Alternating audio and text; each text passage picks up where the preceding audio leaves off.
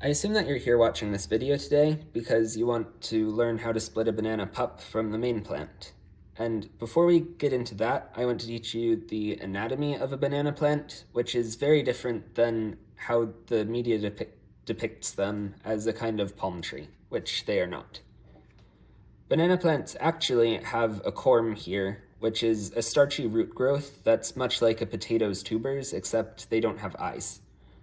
And from the corm, there grows up a pseudostem and a true stem, which the pseudostem is just the structural part that holds up the true stem and leaves, and it also provides a bit of protection. And the true stem consists of the corm and any other roots, then the flowering arm here, and some of the most central leaves when they're still developing. From this main plant here, there are little genetically identical clones that are called pups, and that's what you're separating off of the main plant. So I'll get outside and teach you about how to actually split a pup. So a couple of good traits to look for in the pup that you wish to divide are the leaves. So this pup in particular has longer, narrower leaves than the others, which helps it lose less water through transpiration. It's also roughly 2.5 or 3 feet tall, which between 1 and 3 feet is about the correct size to divide a pup from the corm.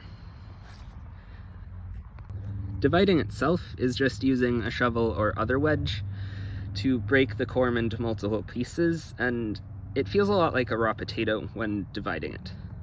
As I explained earlier, the banana pups grow out of a root ball called a corm that sends up multiple pseudostems like this one. And splitting the corm is doing just that, using some kind of wedge or shovel to divide that root ball into multiple pieces. The best way to go about this is feeling on either side of the pup and between the pup and its main pseudostem for where the pup meets the corm, so that you can take off a chunk of the corm itself so that your pup won't die. Sometimes you can split the corm in one fell swoop, but if it's a more developed, older corm, sometimes they're larger and you need to cut or punch through the corm on both sides of the pup to help make things easier. Now I'm going to divide this and show you what your pup should look like after. Okay, so here's what your pup should look like after you split it from the corm. It should be pretty much the same height as before, obviously, but it should have this spot where you split it from the corm, as well as a bunch of roots which will help it overcome transplant shock. And the little chunk of the corm that you should have taken should feel very dense and stiff for plant material, and it should also feel much like a raw potato. For most pups, you're going to want to bury it at a level where it turns from that whitish color that was below ground before, turns into a pinkish or greenish color.